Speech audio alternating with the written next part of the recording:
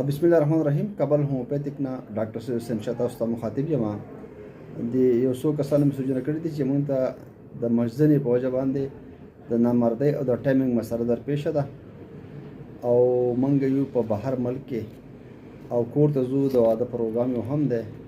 خو ځان مې ډېر خراب کړی دی نو اوس په دې حساب نه پوهېږو چېرې د واده قابل یو نو ستاسو ویډیوګانې مې کتلې وې نو موږ وایو چېرې ډاکټر سره رابطه وکړو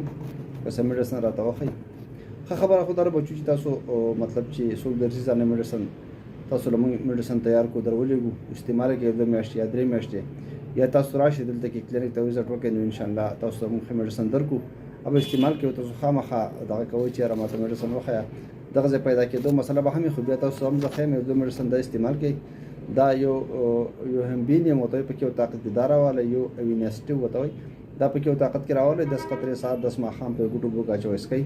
دا سره میاشت نیمه استعمال کوي خو د پراپر علاج لپاره وزټ وکړئ ډېر مننه کوم جزاک الله